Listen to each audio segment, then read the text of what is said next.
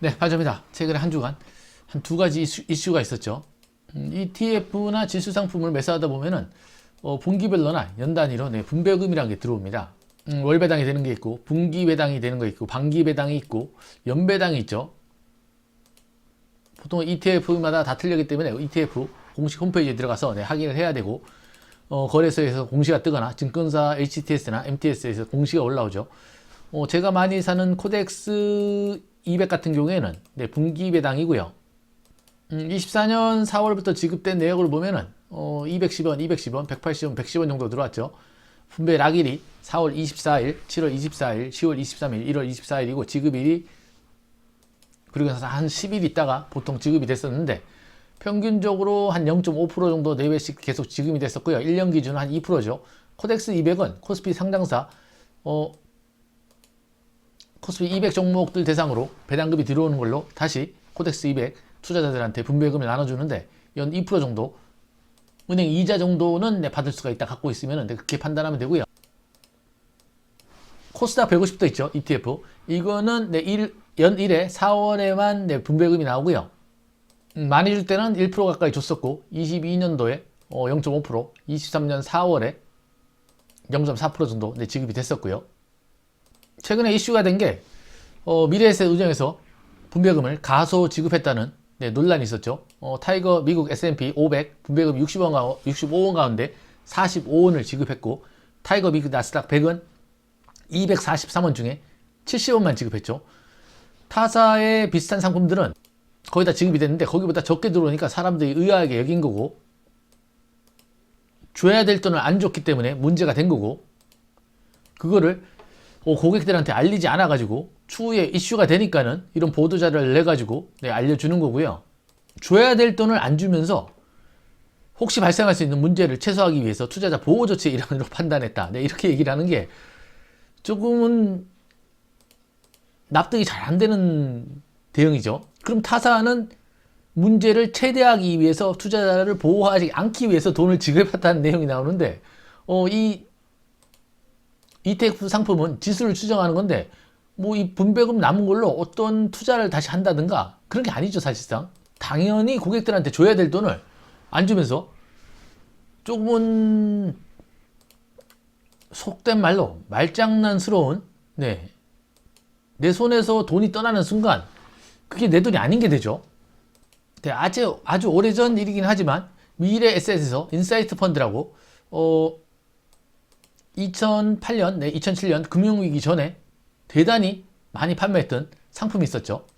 그때 당시 미래에셋이 이 상품을 2007년도에 팔면서 했던 얘기가 한 지역에 국한되지 않고 특정 지역이나 자산이나 섹터에 치주지 않고 수익성이 높은 자산의 적극적인 자산 분배 전략을 추구해서 미래에셋 운영에 차별화된 펀드라고 하면서 어마어마하게 팔았고요.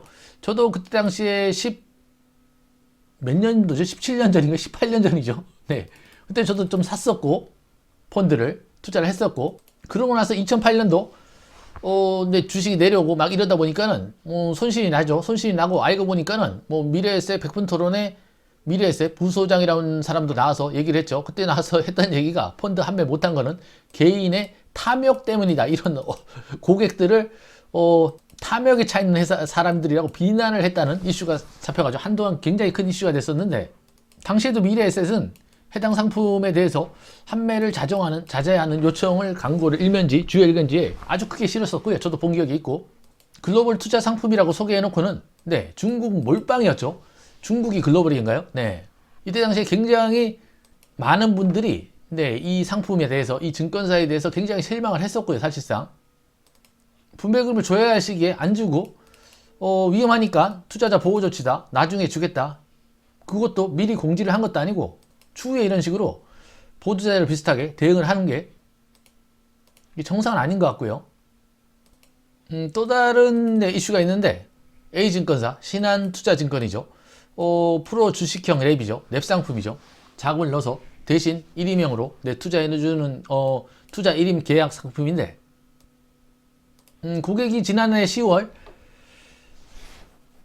계약을 맺어가지고 3개월 만에 20% 이상의 수익을 기록해서 1월에 2천만 원을 추가로 입금했다고 합니다.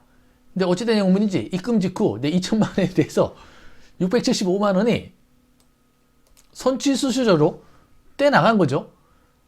상식적으로 생각했을 때 이익이 있거나 어떤 일정 기간이 지난 다음에 수수료를 징수하는 게 맞는 것 같은데, 그래서 손치 수수료라 그래도 상식적인 수준이 있는데 이분들은 이 2천만 원이 들어오는 게, 이게 증권사의 본회의에서는, 증권사에서 봤을 때는 2천만 원이 이익이 난 거라고 판단을 했나 보죠. 물론 약간에는 입출금 발생 당일 조건이라는 내역이 있다고 합니다. 있긴 하는데 타사에서는 이런 경우가 거의 없고요. 2천만 원에서 675만 원이 선취 수수료 빠져나갔다 그러면은 고객 입장에서는 1325만 25만 원만 추가로 입금된 것 중에 잔액이 남아있는 거죠. 이게 50% 수익을 내야지 2천만 원 원금이 되는 거죠. 이제 일단 들어갔을 때부터 벌써 한 33% 정도 전체 추가 금액에서 손실을 보고 시작하는 거고요. 이게 상식적으로 맞나요? 당국에서도 입출금 시에 성과수수료를 징수하는 경우는 일반적이지 않다. 법이라는 게 특히 약관이라는 것도 상식이 모여가지고, 상식인데 그걸 모아서 만든 게 법이겠죠. 그 법이라는 거는 A와 B가 이슈가 있을 때 A에게도 치우치지 않고 B에게도 치우치지 않고 공평하게 균형을 맞추는 게 법의 역할이고, 뇌 상품을 가입했는데 입금을 했는데 33%를 떼가, 이거는 거의 칼만 안 들었지. 그들이랑 우리랑 생각하는 게 틀린 거죠. 그들은 우리가 증권사에 계좌에 돈을 넣는 순간에 익절을 한 거라고 생각을 하는 거죠. 그러니까 거기서 수수료를 떼가는 거고, 우리 입장에서는 일정 기간이 지나면은 일정 수수료를 받거나 성과 보수를 받거나 이익이 났을 때 그게 정상이라고 판단을 하는 건데, 대답이 더 가관이죠. 다만 고객 입장에서는 낯선 방식이라 고객이 이해하기 쉬운 수수료 제도로 개편 진행 중이다. 낯선 방식이라 굉장히 낯서네요. 네. 그럼 거꾸로 얘기하면 2천만 원 입금했으니까 일단 처음에 1,000만 원 30% 정도 수익을 먼저 주고 그 다음에 2천만 원에서 벌어가면 그 다음에 떼가 이렇게 하면 안 되나요? 거꾸로 얘기해가지고 1천 원 먼저 고객한테 주고. 하여튼 그들은 우리를 호구로 보는 거는 확실하죠. 저 같은 경우에 인사이트 펀드를 그 이후로는 어떠한 펀드 상품이나 그런 거는 이벤트 외에는 절대 가입하지 않고 있고요. 보험도 실손보험밖에 없죠. 실손보험도 가입한 지 한 7년, 8년 정도밖에 안 됐고 초기에 들지도 않았어요. 아무런 보험도 없었는데. 다른 건 모르겠는데 이거는 꼭 하나 있으면 좋더라고요. 네. 전체 자산의 한 5에서 한 10% 정도가 코인 자산, 테더로 있는 듯 하고요. 거주하는 부동산 빼고 한 40% 정도가 현재 부동산 쪽에 자금이 들어가 있고, 나머지 한 40% 정도를 현금성 자산으로 들고 있죠. 코덱스 200이나 CMA. 보험을 안 들어서 리스크가 크지 않냐, 그렇게 보여줄 수 있는데 매달 한 80만 원 정도는 꾸준히 따로 지수 상품이나 현금성 투자 상품에 따로 모으고 있죠. 이제 이게 한 10년 가까이 되다 보니까 금액이 꽤 되죠. 내 돈을 보험사에 맡겨서 100%도 찾을 수 있지도 않을 뿐만 아니라, 물론 운이 좋다 그러면은 100% 이상을 받아낼 수 있겠지만, 그럴 바에는 그냥 내가 내 돈 모아가지고 내가 필요할 때 꺼내 쓰겠다, 그런 주의고요. 그러니까 몇 년 전에 ELS 사태도 그렇고, 모르면은 호구가 되는 거죠. 어쩔 수 없이. 물론 그들도 법인이고 주식회사고 이익 추구가 목적이긴 하지만 상식이라는 게 있죠. 그 상식에 부합하지 않거나 일반적인 생각에 못 따라온다 그러면은